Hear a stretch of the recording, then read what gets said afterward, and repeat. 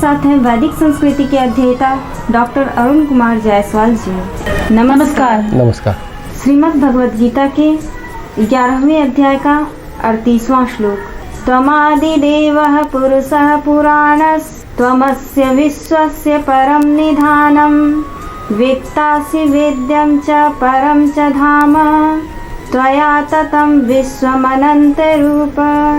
आप आदिदेव और सनातन पुरुष हैं। आप इस जगत के परम आश्रय और जानने वाले तथा जानने योग्य और परम धाम हैं। हे अनंत रूप, आपसे यह सब जगत व्याप्त अर्थात परिपूर्ण है।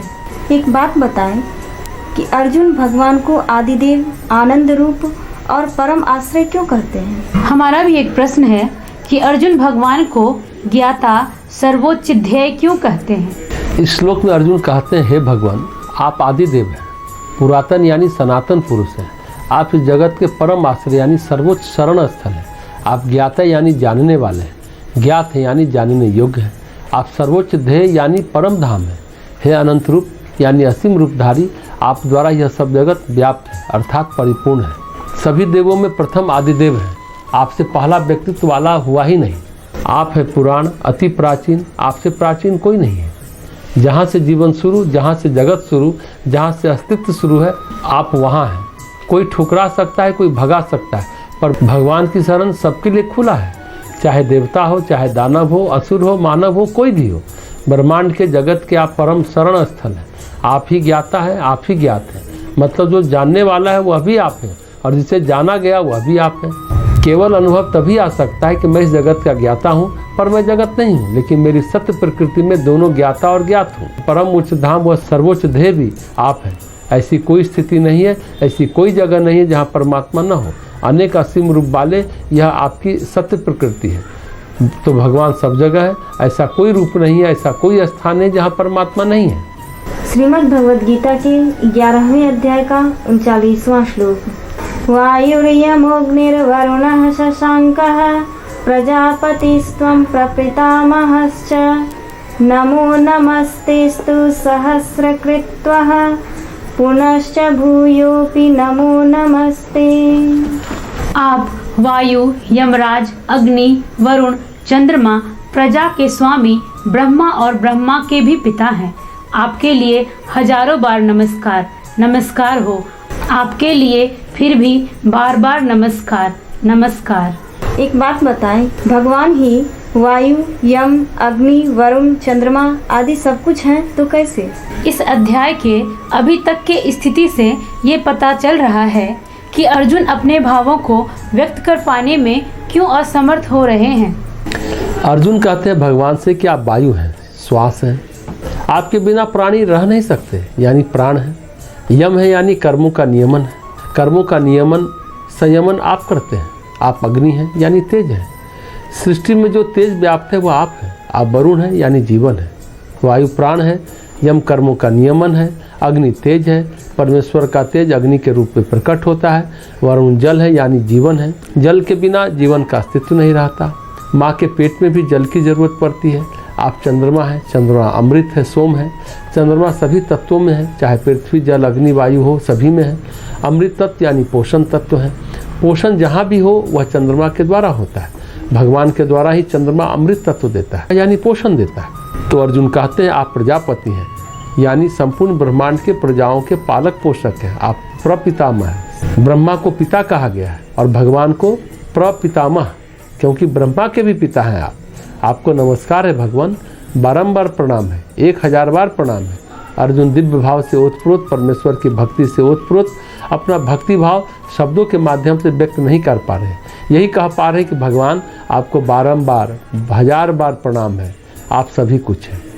श्रीमद् भगवद गीता के 11वें अध्याय का 40वां श्लोक। नमः पुरस्तादथ पृष्ठतस्ते नमोस्तु ते सर्वत एव सर्व अनंत वीर्यामित विक्रमस्त्वं सर्वं समाप्नोसि ततोसि सर्वः। हे अनंत सामर्थ्य वाले, आपके लिए आगे से और पीछे से भी नमस्कार। हे सर्वात्मन, आपके लिए सब ओर से ही नमस्कार हो, क्योंकि अनंत पराक्रमशील आप समस्त संसार को व्याप्त किए हुए हैं। इससे आप ही सर्वरूप हैं। हमारा एक प्रश्न है कि अर्जुन भगवान को आगे से ही नहीं, पीछे से ही नहीं, सब ओर से प्रणाम करते हैं। इसका मतलब क्या है? हमारी भी एक जिज्ञासा है कि क्या अब अर्जुन को अनुभव हो रहा है कि ये भगवान कृष्ण सचमुच में कौन है? अर्जुन इस श्लोक में कहते हैं आपको आगे से प्रणाम है, लेकिन भगवान केवल सामने ही नहीं है आदमी की तरह। आदमी सामने होता है, पीछे उसका भाव नहीं होता। पीछे से वह समझ नहीं सकता, पर भगवान तो सब जगह है। केवल सामने ही नहीं, आपको पीछे से भी प्रणाम है।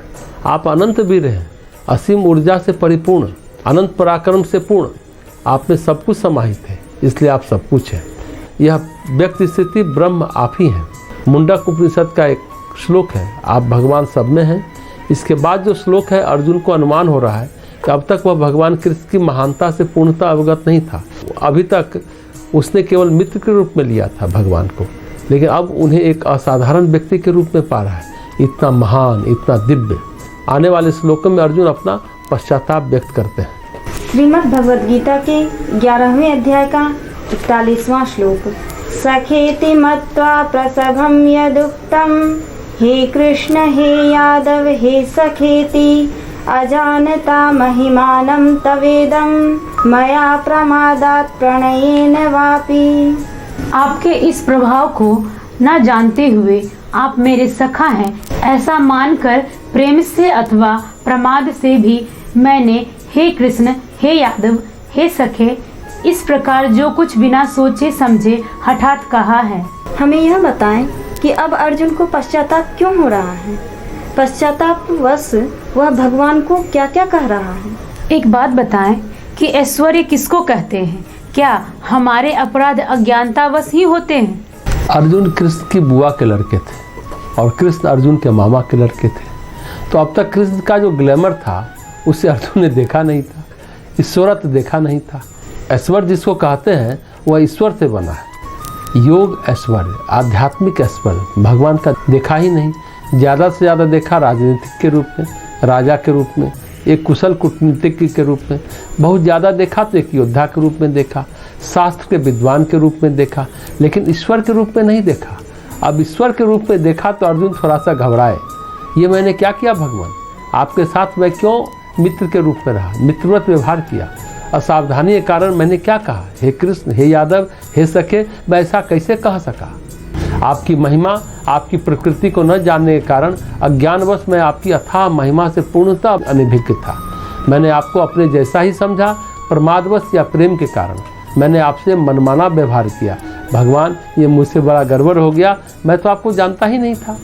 श्रीमद् भगवद गीता के 11वें अध्याय का 42वां श्लोक। यच्चावहा सार्थ समत्कृतोऽसि, विहारशय्यासन भोजनेषु, एकोऽथवाप्यच्युत तत्समक्षं, तच्छामये त्वामहं प्रमेयम्। हे अच्युत, आप जो मेरे द्वारा विनोद के लिए विहार, सैया, आसन और भोजनादि में अकेले अथवा उन सखाओं के सामने भी अपमानित किए गए हैं, वह सब अपराध अप्रमेय स्वरूप अर्थात अचिंत्य प्रभाव वाले आपसे मैं क्षमा करवाता हूँ।